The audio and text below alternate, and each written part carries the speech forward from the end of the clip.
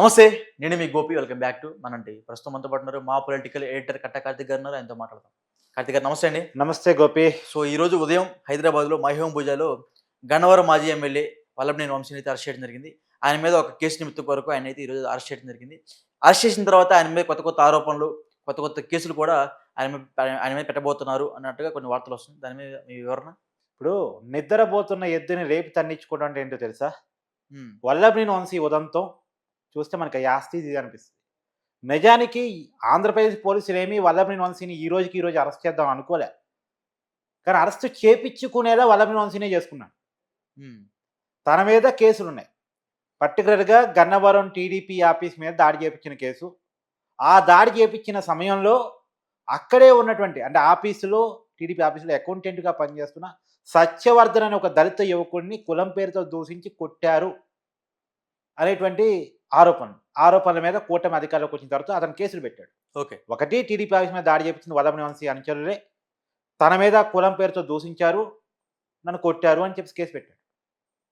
కొట్టించిన వల్లభనేని వంశీ మీద, కొట్టిన అనుచరుల మీద కేసు పెట్టాడు.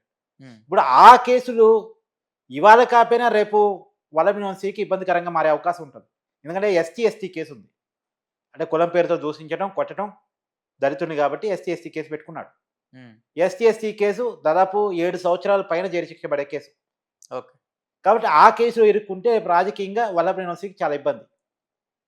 కాబట్టి ఆ కేసును ఎట్టి పరిస్థితుల్లో వాపసు తీపించుకోవాలి అనే కారణం చేత ఈ కేసు పెట్టిన సత్యవర్ధన్ని అతను ఎక్కడ విజయవాడలో ఉంటాడు, రామవరపాల్లో ఉంటాడంట.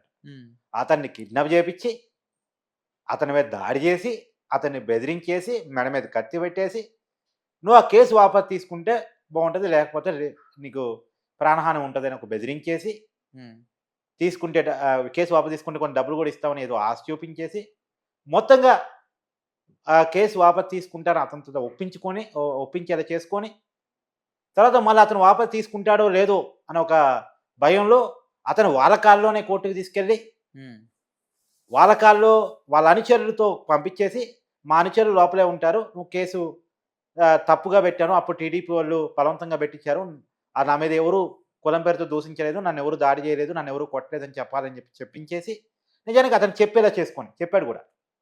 జడ్జి గారి ముందు ఒప్పుకున్నాడు. ఓకే. ఏమన్నాడు? నన్ను ఎవరు కొట్టలేదు, నన్ను ఎవరు తిట్టలేదు, ఆ రోజు టీడీపీ వాళ్ళు పోలీసులు నా ఒత్తిడి చేసి కేసు పెట్టించారు అని చెప్పాడు. అది చెప్పడం నిజానికి వల్లభనేని వంశీకి చాలా ఉపశమనం. కానీ తర్వాత ఇతను కనపడకుండా పోయాడు సత్యవర్ధన్. వాళ్ళ ఇంటి వాళ్ళు కేసులు పెట్టారు పోలీస్ స్టేషన్కి వచ్చి, మావాడు కనపడట్లేదు, ఎక్కడ పోయాడు అర్థం కావట్లేదు అని. అంటే ఎవరు కిడ్నాప్ చేసి ఉంటారు, ఎవరన్నా ఏమైనా చేసి ఉంటారా ఒక భయం. ఎందుకంటే విఐపికి సంబంధించిన కేసులో ఉన్నాడు కదా. ఏ రోజైతే అఫిడవిట్ జడ్జి గారి ముందు వాంగ్మూలం చెప్పాడు, నన్ను ఎవరు కొట్టలేదు, తిట్టలేదు, నాతో బలవంతంగా కేసులు పెట్టించారని, ఆ రోజు నుంచి అతను కనపడటం మానేశాడు. తీరా పోలీసులు ఎంక్వైరీ, సీసీ కెమెరా ఫుటేజ్ ద్వారా, రకరకాల ప్రయత్నాల ద్వారా, ఫోన్ కాల్స్ ద్వారా ట్రేస్ చేస్తే, ఫోన్ సిగ్నల్ ద్వారా ట్రేస్ చేస్తే అతను వైజాగ్లో ఉన్నాడని తెలిసింది.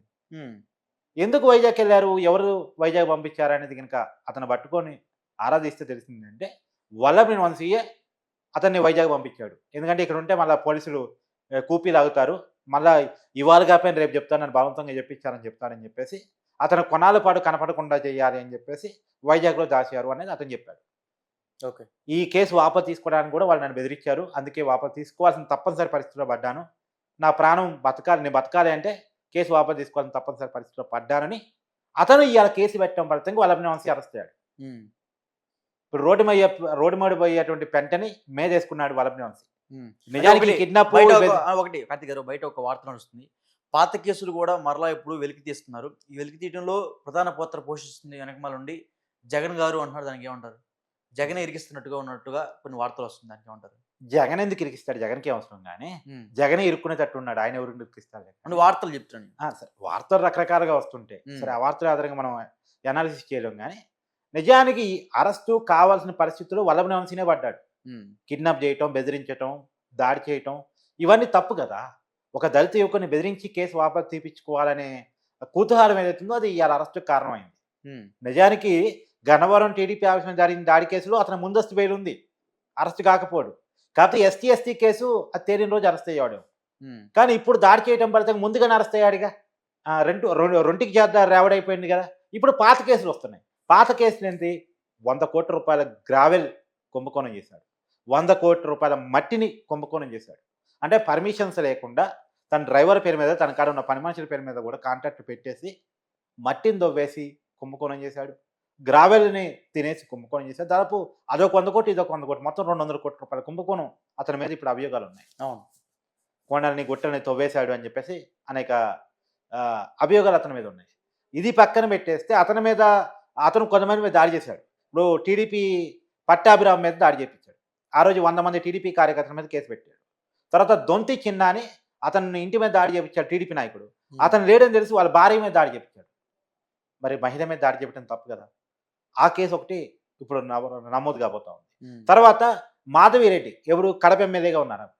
ఆవిడ గన్నవరం విమానాశ్రయం దగ్గరికి వచ్చినప్పుడు ఆమె కూతుర్ని వల్లభనేని వంశీ అనుచరులు ఇబ్బంది పెట్టారు.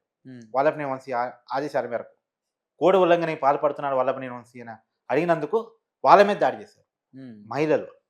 మహిళల మీద దాడి చేశాడు. అది ఇప్పుడు మళ్ళా కేసు తెర మీద కొనసాగుతుంది.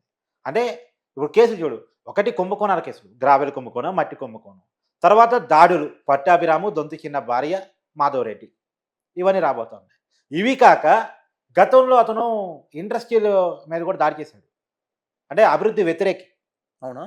జగన్మోహన్ రెడ్డి హయాంలో ఇండస్ట్రీలు పారదోరే క్రమంలో వల్లభనేని వంశీ కూడా అనేక ఇండస్ట్రీలు పారదోరాడు. ఇప్పుడు ఉదాహరణకి మేధా ఐటీ పార్కు, ఇతన వీరంగం ఫలితంగా ఖాళీగా ఉండిపోయింది. ఐటీ కంపెనీలు ఏమి పెట్టలే మేధా ఐటీ పార్కులో. తర్వాత మలవెల్లి ఇండస్ట్రియల్ పార్కు, అది కూడా వల్లభనేని వంశీ దౌర్జన్యం ఫలితంగా అక్కడ ఇండస్ట్రీలు ఏవి లేకుండా వెళ్ళిపోయాయి. తర్వాత అశోక్ ఐలాండ్ కూడా ఇతని దౌర్జన్యానికి భయపడి, ఇతని దందాగిరికి భయపడి, ఇతని బెదిరింపులకు భయపడి వెళ్ళిపోయింది. అంటే కంపెనీని పారదోరాడు అనేటువంటి ఆరోపణలు ఇప్పుడు మళ్ళీ తెర మీదకి వస్తున్నాయి. ఒకటి దౌర్జన్యం కేసులు, 2 ఇండస్ట్రీని పారదోరటం, 3 అవినీతి కుంభకోణాలు, 4 ఈ TDP office Gannavaram case, 5 ST case, 6 kidnap case, దాడి కేసు. ఇవన్నీ ఒక్కొక్కటిగా వెలుగులోకి చూపిస్తూ ఉన్నారు. ఇదిగాక అతని గురించి కూడా చర్చ వస్తుంది తెర మీదకి. ఏంటి, క్యాష్నో కల్చర్ స్టార్ట్ చేశాడు. గన్నవరంలో క్యాష్నో కల్చర్ కొడానాలతో కలిసి స్టార్ట్ చేసి కొన్ని 100 కోట్ల రూపాయలు సంపాదించుకున్నాడు. తర్వాత అనేకమైనటువంటి భూదందాలు చేశాడు, బెదిరింపులు చేశాడు, మహిళల మీద దాడులు చేశాడు. ప్రత్యేకంగా ఆయన దాడి చేయలేదు కదా. అంటే ఆ దాడి చేశాడు, మాధవరెడ్డి మీద చేసిన దాడి కావచ్చు. తర్వాత ఇంకా కూడా ఉంది, లోకేష్ కుమార్ అని చెప్పేసి ఒక అమెరికా ఎన్ఆర్ఐ టీడీపీ యాక్టివిస్ట్, అతని మీద జరిగిన దాడి. ఇవన్నీ ఒక్కొక్కటిగా బయటకు వస్తూ ఉన్నాయి.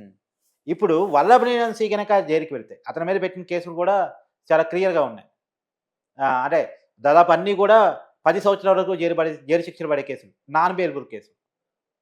ఆ నాన్ బెయిలబుల్ కేసులు కనుక నిరూపణ అయితే అతనికి 10 ఏళ్ళ జైలు శిక్ష పడే అవకాశం ఉంటుంది. ఫస్ట్ అయితే బెయిల్ రాదు. ఇప్పటికైతే నిందితుడిగా ఉండి బెయిల్ తెచ్చుకునే అవకాశం ఉంటుంది. కానీ నాన్ బెయిలబుల్ కేసులో అంత ఈజీగా బెయిల్ రాదు. 60 నుంచి 90 రోజుల వరకు బెయిల్ వచ్చే పరిస్థితి లేదు.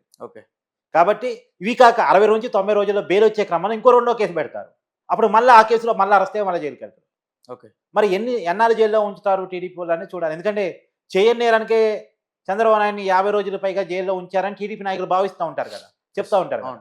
మరి చంద్రబాబు నాయుడిని 50 రోజులు జైల్లో ఉంచినప్పుడు చంద్రబాబు నాయుడు కుటుంబాన్ని అవమానించినా, దూషించినా, వాళ్ళ ఆఫీస్ మీద దాడి చేసినటువంటి వల్లభనేని వంశీని వదులుతారా? కాకపోతే నువ్వు అనొచ్చు, సరే ఇదంతా రెడ్ బుక్ రాజ్యాంగం ఉంది కదా, రెడ్ బుక్ రాజ్యాంగం అని చెప్పేసి వైసీపీ కామెంట్ చేస్తుంది కదా అని చెప్పేసి నువ్వు అనొచ్చు. కానీ ఇదంతా పొలిటికల్ కామెంట్స్. ఇప్పుడు వైసీపీ అధికారులు ఉన్నప్పుడు టీడీపీ నాయకులను అరెస్ట్ చేశారనుకో, వాళ్ళు ఏం చెప్పేవాళ్ళు, రాజారెడ్డి రాజ్యాంగాన్ని జగన్మోహన్ రెడ్డి ఫాలో అయ్యేవాడు, కావాలని అరెస్ట్ చేస్తున్నావు వాళ్ళు చెప్పేవారు. ఇప్పుడు వీళ్ళేం చెప్తారు, వైసీపీ వాళ్ళు అరెస్ట్ అయిన ప్రతిసారి ఏ నాయకుడు అరెస్ట్ అయినా సరే లోకేష్ గారు రాసుకున్నటువంటి రెడ్ బుక్ రాజ్యాంగం నడిపిస్తున్నారు, అందుకే అరెస్ట్ చేస్తున్నారని చెప్తారు. సరే ఈ పొలిటికల్ కామెంట్స్ అన్ని పక్కన పెట్టు, గన్నవరం ఆఫీస్ మీద జరిగిన దాడి నీ కళ్ళ ముందు కనిపిస్తుంది కదా. అక్కడ సత్యవర్ధన్ అనే యువకుడి మీద జరిగిన దాడి కనపడుతుంది కదా. ఆ సత్యవర్ధన్ అనే యువకుడిని కిడ్నాప్ చేసినట్టు ఆ యువకుడే కేసులు పెట్టాడు కదా. ఇవన్నీ నేరాలు కళ్ళకు కనపడుతున్నప్పుడు ఈ అరెస్ట్ అక్రమం ఎలా అంటావు? కళ్ళ ముందు పొడి చేసినోడు కనపడుతున్నాడు, పొడి చేసినోడు చేతిలో కత్తి కనపడుతుంది, మళ్ళీ వాడిని అరెస్ట్ చేసినప్పుడు వీడొక్కడే పొడిచాడు, ప్రపంచంలో ఇంకెవడు పొడవడా అంటే అది కరెక్టేనా? ఇది అరెస్ట్ అక్రమం అంటే కరెక్టేనా? కాదు కదా. 'నో' నేరం కళ్ళ ముందు కనపడుతుంది, నేరస్తుడు కళ్ళ ముందు కనపడుతున్నాడు. నేరానికి రుజువులు కనపడుతున్నాయి, సాక్ష్యాలు కనపడుతున్నాయి. ఇంకా అరెస్టును అక్రమం అని ఎలా అంటావు నువ్వు? ఓకే. ఖచ్చితంగా ఇది అక్రమం అంటానికి లేదు, ఇది సక్రమం. వల్లభనేని వంశీ నిజానికి నీకు మళ్ళీ చెప్తున్నాను, 2019లో టీడీపీ నుంచి గెలిచిన ఎమ్మెల్యేనే. టీడీపీ నుంచి గెలిచి వైసీపీలోకి మారాడు, ఎలాంటి రాజీనామా చేయకుండా. రాజీనామా చేయకుండా జాయిన్ అయ్యి ఇప్పుడు టీడీపీ ఆఫీస్ మీద దాడి చేశాడు. నిజానికి ఈ వల్లభనేని వంశీ ఎవడు మళ్ళా? ఒకప్పుడు పరిటాల రవికి అనుచరుడు, మాజీ మంత్రి, తర్వాత జూనియర్ ఎన్టీఆర్ సన్నిహితుడు, ఆయన రికమెండేషన్ వరకు టీడీపీలో పదవులు పొందినటువంటి వ్యక్తి. చివరికి ఆ పార్టీ ఆఫీస్ మీద దాడి చేసి, ఆ నాయకుల మీద కామెంట్ చేసి ఇలా జైలు పాలయ్యాడు. చేతిరారా చేసుకున్న పాపం. ఓకే. థ్యాంక్ యూ అండి.